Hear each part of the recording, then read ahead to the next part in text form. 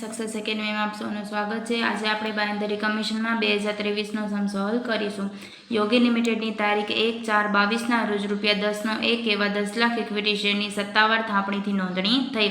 કંપનીએ 80% equity share ₹11ના ભાવે જાહેર જનતા માટે બહાર પડ્યા, જેમાં ₹1 શું છે? પ્રીમિયમ છે।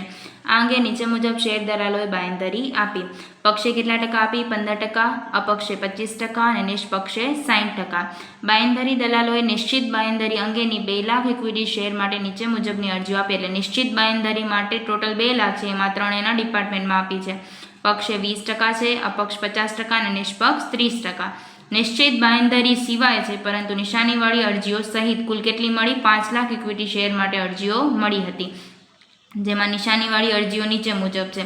પક્ષના 40,000, અપક્ષના 80,000 અને નિષ્પક્ષના 1 લાખ। બાંહેધરી કરારની જોગવાઈ મુજબ બાંહેધરી દલાલને નિશ્ચિત બાંહેધરી અરજીઓ જમા આપવાની છે। નિશાની વગરની અરજીઓ આપેલ બાંહેધરીના પ્રમાણમાં જમા આપવાની છે। દરેક દલાલની વ્યક્તિગત જવાબદારી નક્કી કરો અને દલાલોએ કમિશનની રકમ 5% આપવામાં આવશે તેની પણ ગણતરી કરો। મતલબ આની અંદર આપણને કયો દાખલો કરવાનો છે? જમા આપવાની હોય તે અંગે દાખલો કરવાનો છે। ચલો સૌપ્રથમ શરૂઆત કરીએ। સૌપ્રથમ કેટલી કીધી હતી? આપણને 10 લાખ ઇક્વિટી શેર અરજી હતી। એમાંથી કેટલી ટકા અરજી આપણને જાહેર જનતા માટે બહાર પાડે છે? 80%। એટલે 10 લાખના 80% એટલે કેટલા થશે? 8 લાખ। 8 લાખ આપણને અરજીઓ મળી છે। એમાં 8 લાખના આપણને કીધું છે કે પક્ષ જે છે એનું છે 15%, એટલે કે 8 લાખના 15% એટલે કેટલા થશે? 1,20,000। અપક્ષ છે એના છે 25%, એટલે કે 8 લાખના 25%, એના આપણને મળશે 2 લાખ। અને ત્રીજું છે નિષ્પક્ષ, જેના આપણને આપેલા છે 60%, એટલે કે 8 લાખના 60%, એટલે થશે 4,80,000। આ ત્રણેય વસ્તુ આપણને શું મળે છે? એની કુલ બાંહેધરી અથવા તો કુલ જવાબદારી। સૌપ્રથમ લખીએ આપણે કુલ જવાબદારી। પક્ષની કેટલી આવી હતી? 1,20,000। અપક્ષની કેટલી આવી હતી? 2 લાખ। અને નિષ્પક્ષની કેટલી આવી હતી? 4,80,000। ટોટલ કેટલી થશે? 8 લાખ। હવે સૌપ્રથમ આમાં કઈ માઇનસ કરવાના? આપણને શું કીધું છે? જમા આપે એના માટે કરવાનું છે। હવે આપણને સૌપ્રથમ કોણ આવે? નિશાનીવાળી માઇનસ થશે। નિશાનીવાળી આપણને અહીંયા આપેલી જ છે। કઈ કઈ આપેલી છે? 40,000, 80,000 ને 1 લાખ। તો લખી નાખીએ 40,000, 80,000 અને 1 લાખ, એટલે ટોટલ કેટલી થશે? 2,20,000। હવે જ્યારે જમા આપે એવું કીધું હોય ત્યારે હંમેશા નિશ્ચિત બાંહેધરી પણ માઇનસ થાય। અહીં જ નિશ્ચિત બાંહેધરી, જો જમા ન આપે કીધું હોય તો આ માઇનસ ન કરત, પણ જમા આપે કીધું છે એટલે આ માઇનસ કરવું પડે છે। હવે આના માટે પણ રૂલ છે। અહીંયા આપણને આપેલું છે તો નિશ્ચિત બાંહેધરી ટોટલ કેટલી છે? 2 લાખ છે। એમાં પક્ષના 20% છે, અપક્ષના 50% છે અને નિષ્પક્ષના 30% છે। તો આપણે 2 લાખને વહેંચી દઈએ। 2 લાખ છે એના ત્રણેયમાં વહેંચી દઈશું। આને 30% છે, 20%, આના 50% અને આના 30%। તો કેટલી આવશે એની? તો કે પહેલાની 40,000, બીજાની 1 લાખ અને ત્રીજાની 60,000। ટોટલ તો આપણને ખબર જ છે કેટલી છે? 2 લાખ।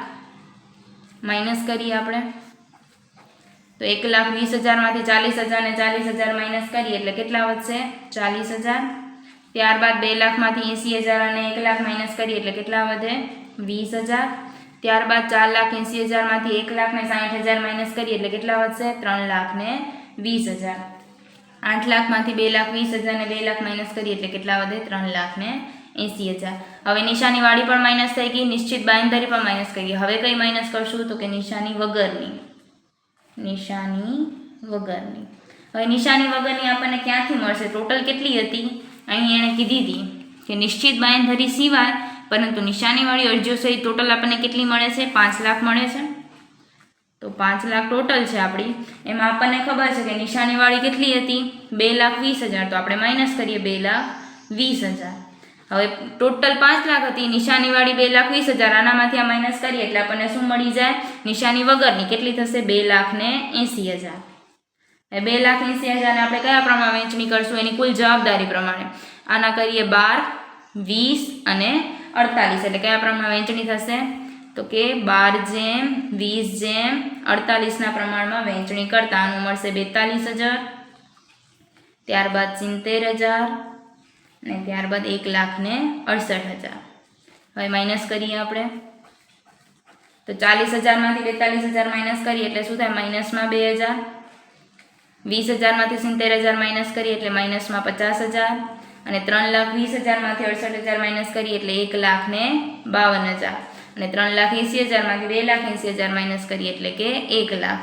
હવે જો માઇનસમાં આવે તો એનો વધારો કયો કહેવાનો કોને આપવાનો હોય નિષ્પક્ષને. અહીંયા બે માઇનસમાં છે પક્ષ અને અપક્ષ તો આપણે લખીએ અહીંયા પક્ષ અને અપક્ષનો વધારો કોને દઈશું આપણે નિષ્પક્ષને એટલે કે +2,000 +50,000 તો આનામાંથી શું થશે -52,000.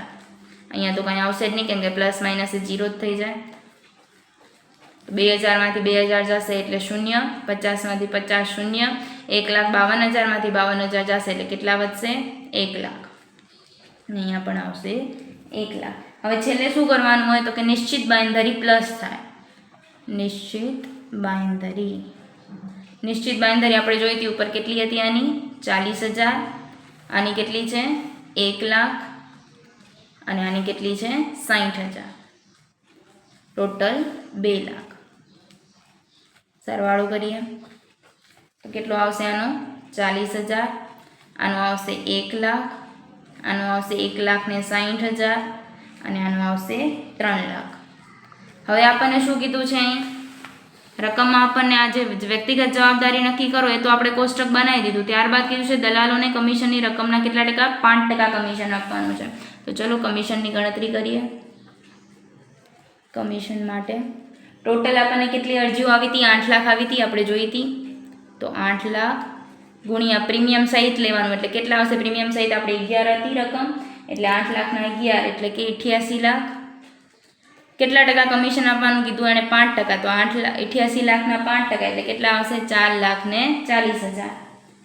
હવે આ ત્રણેયને કયા પ્રમાણમાં વેચવાનું હોય તો એના મૂડીના પ્રમાણમાં જે આપણે અહીં જોયું હતું લખ્યું હતું 12/20/48, 12/20/48. તો 4,40,000 અને 12/20/48ના પ્રમાણમાં વેચીએ એટલે પક્ષના આવશે 66,000, ત્યારબાદ અપક્ષના આવશે 1,10,000 અને નિષ્પક્ષના આવશે 2,64,000. ટોટલ કેટલું થશે 4,40,000. Thank you.